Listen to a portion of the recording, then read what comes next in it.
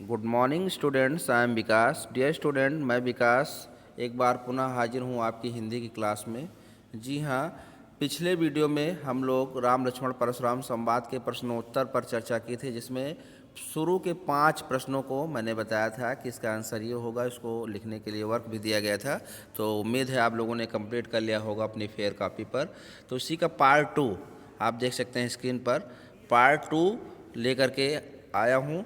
तो चलिए बिना देर के शुरू करते हैं। इसका प्रश्नोत्तर का जो बचा हुआ शेष पार्ट है उसके बारे में हम लोग अध्ययन करेंगे, उसके बारे में जानेंगे क्वेश्चन आंसर को, और उसको आपको फेयर कॉपी पर आगे करना है।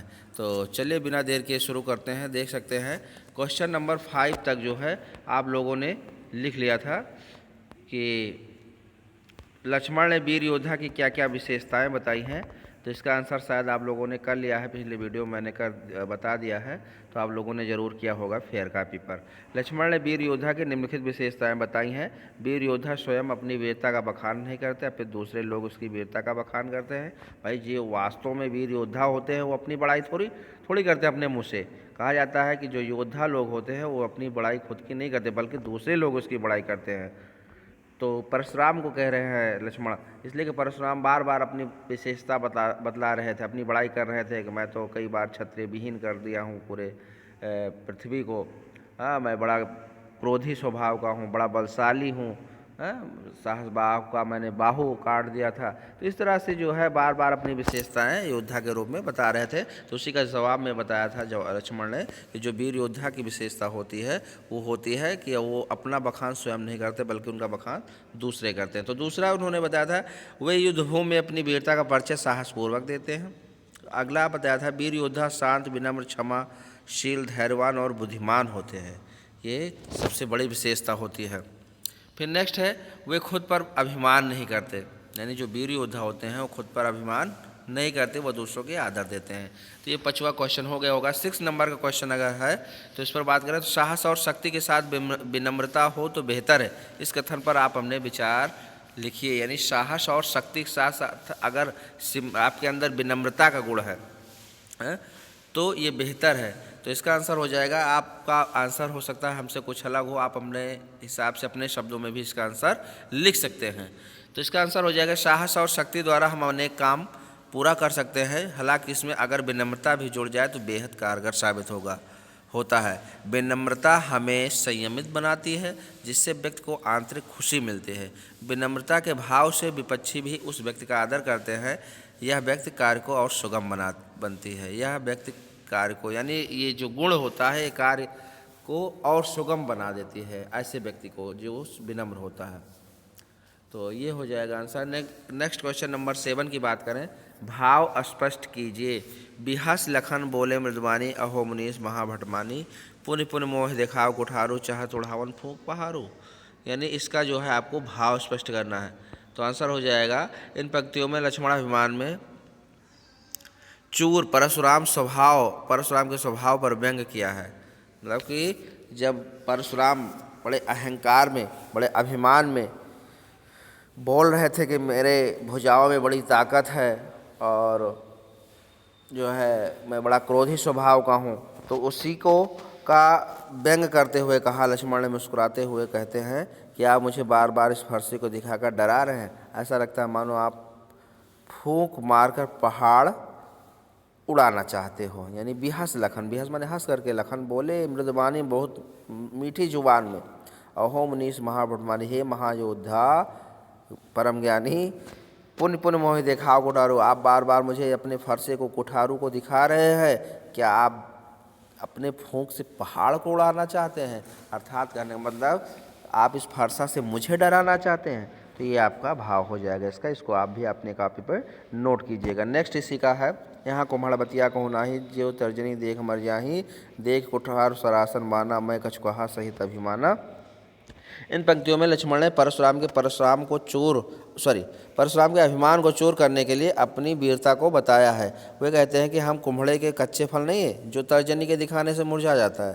तर्जनी अंगुली, मतलब एक गांव में एक ऐसी परंपरा है, ऐसी सोच है कि हम तर्जनी अंगुली, अगर कोई कद्दू यानी कोहड़ा जिसे कहते हैं, कद्दू के फल को अगर अंगुली दिखा देते हैं तो वो मुरझा जाता है। तो वही चीज़ यहाँ पर उसका यूज़ करते हुए ऐसे परंपरा का प्रयोग करते हुए लक्ष्मण कहते हैं कि मैं कोई कद्दू या कोहड़ाई के कच्चे फल नहीं है जो तर्जनी बार बार दिखाने से मैं मुरझा जाऊंगा। यानी वे कमज़ोर नहीं है जो धमकी से भयभीत हो जाए। यह बात उनके फरसे को देखकर बोल रहे हैं, उन्हें स्वयं पर विश्वास है, यानी लक्ष्मण जी को अपने आप पर। फिर नेक्स्ट है गा, गाधि सुन कह हृदय हस मुनि हरिहरे सोज, अयमय खान नाउख मैं अजहु न भोज अबोझ। यानी इन पंक्तियों में विश्वामित्र मन ही मन मुस्कुराते हुए सोच रहे हैं कि परशुराम ने सामान्य क्षत्रियों को युद्ध में हराया है तो इन्हें हरा ही हरा नजर आ रहा है। राम लक्ष्मण को साधारण क्षत्रिय नहीं है, परशुराम इन्हें गन्ने की बनी तलवार के समान कमज़ोर समझ रहे हैं। वैसे यहाँ पर गन्ने के बने गुड़ कहा जाता है, खांड गुड़ को कहा जाता है। परशुराम इन्हें गन्ने से बने गुड़ के समान कमज़ोर समझ रहे हैं। असल में लोहे के बने हुए खांड है जो परशुराम के अहंकार और क्रोध को, उनकी बुद्धि को अपने वश में ले लिया है। तो ये हो जाएगा आंसर। नेक्स्ट है 8 नंबर का क्वेश्चन है, पाठ के आधार पर तुलसी के भाषा सौंदर्य पर 10 पंक्तियाँ लिखिए। तो यह काव्यांश तुलसीदास द्वारा लिखित रामचरितमानस के बालकांड से ली गई है जो अवधि भाषा में लिखी गई। इसमें तत्सम शब्दों का प्रयोग भरपूर मात्रा में किया गया है। इसमें दोहा, छंद, चौपाई का प्रयोग किया गया है। भाषा में लयबद्धता है। प्रचलित मुहावरे और लोकोक्तियों ने काव्य को सजीव बनाया है। वीर और रौद्र रस का प्रयोग मुख्य रूप से किया गया है। कहीं कहीं शांत रस का भी उपयोग हुआ है। अनुप्रास, उपमा और रूपक, उत्प्रेक्षा और पुनरुक्ति अलंकार का सुनियोजित ढंग से प्रयोग हुआ है। व्यंग्यों का प्रयोग अनूठा है। प्रसंगानुकूल भाषा का प्रयोग किया गया है। इस पूरे प्रसंग में व्यंग्य का अनूठा सौंदर्य है, उदाहरण के साथ। फिर हाँ, क्वेश्चन नंबर 9 है,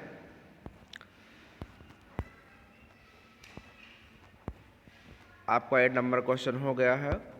क्वेश्चन नंबर 9 है, इस पूरे प्रसंग में व्यंग्य का अनूठा सौंदर्य है, उदाहरण के साथ स्पष्ट कीजिए। तो आंसर हो जाएगा तुलसीदास द्वारा रचित परशुराम लक्ष्मण संवाद मूल रूप से व्यंग्य काव्य है। उदाहरण के लिए, बहुधन हुई तोरी लड़काई, कबौ नास रस कीन गोसाई। लक्ष्मण परशुराम से कहते हैं कि हमने बचपन में इस जैसी बहुत धनुइयाँ तोड़ी है, परंतु तब आप हम पर इतने क्रोधित नहीं हुए। मात पिता जन सोच बस करे महिष किशोर, गर्भन के अर्भन दलन परस्मोर अतिघोर। परशुराम जी के क्रोधित होकर लक्ष्मण जी कहते हैं कि अरे राजा के बालक, तू अपने माता पिता के बारे में सोच। यह जो मेरा फरसा बहुत भयानक है, गर्भ में पल रहे बच्चे को अभी नाश कर देता है। अपने मुँह तुम आपन करनी बार अनेक भांति बहुबरनी। परशुराम द्वारा की जा रही खुद की बड़ाई को लक्ष्मण अपने मुँह मियाँ मिट्ठू बनना कहते हैं। मिले न कबहु सुभट रनगाढ़े, द्विज देवता घर ही के बाढ़े। लक्ष्मण कहते हैं अपना आपका सामना कभी योद्धाओं से नहीं हुआ, इसलिए आप घर के शेर हैं। तो इस तरह से ये व्यंग है पूरा का पूरा। तो ये आप पूरा का पूरा कॉपी पर लिखेंगे। क्वेश्चन नंबर 10 की बात करें, और हमें लग रहा है इस चैप्टर का लास्ट क्वेश्चन है। क्वेश्चन नंबर 10, निम्नलिखित पंक्तियों में प्रयुक्त अलंकार पहचान कर लिखिए। बालक बोले बधऊ नहीं तो ही। अनुप्रास अलंकार इसमें, क्योंकि बालक बोध पदों में बावड़ की एक से अधिक बार आवृत्ति हुई है। कोट कुलिस संवचन तुम्हारा, अनुप्रास अलंकार इसमें भी, इसलिए कि कावड़ एक से अधिक बार आवृत्ति हुई है। उपमा अलंकार, कोट कुलिस संवचन में उपमा भी है, चूँकि परशुराम जी के वचनों की तुलना वज्र से की गई है, और सम जो है इसका तुलनात्मक शब्द है, और वाचक शब्द सम का प्रयोग किया गया है। तुम तो हाँ काल हाँक जन लावा, बार बार मोहि लाग बोलावा। इसमें उत्प्रेक्षा अलंकार का प्रयोग किया गया है। काल हाँक जन शब्द का यूज किया गया, प्रयोग किया गया है, जहाँ जन वाचक शब्द है। फिर है पुनरुक्ति प्रकाश अलंकार, बार बार में पुनरुक्ति प्रकाश अलंकार है, क्योंकि बार बार शब्द की 2 बार आवृत्ति हुई है और अर्थ में भिन्नता भी है। लगान उतर आहुत सरिस भृगबर कोप कृशान, बढ़त देख जल सम वचन बोले रघुकुल भान। तो इसमें उपमा अलंकार का प्रयोग किया गया है, क्योंकि लक्ष्मण के उत्तर आहुत के समान और वाचक शब्द सरिस के कारण आहुति सरिस भृगबर कोप कृशान में उपमा अलंकार है। जल सम वचन में भी उपमा अलंकार, क्योंकि भगवान राम के मधुर वचन जल के समान कार्य कर रहे हैं, और वाचक शब्द सम का प्रयोग हुआ है। रूपक अलंकार, रघुकुल भान में रूपक अलंकार है, जो कि श्री राम के गुणों की समानता सूर से की गई है, यानी उपमेय में उपमान का भेद रहित आरोप है। तो इस तरह से आपके 10 क्वेश्चन और उसके आंसर हो गए हैं। आपको अपनी फेयर कॉपी पर इसको लिख लेना है, और उसके बाद में आपको सेंड कर देना है चेक करने के लिए हमें उम्मीद है कि जल्दी से जल्दी ये काम आप करेंगे और उसके बाद में चैप्टर फर्स्ट का क्वेश्चन आंसर नेक्स्ट वीडियो में भेजेंगे। ठीक है, तब तक मिलते हैं। Take care, bye bye.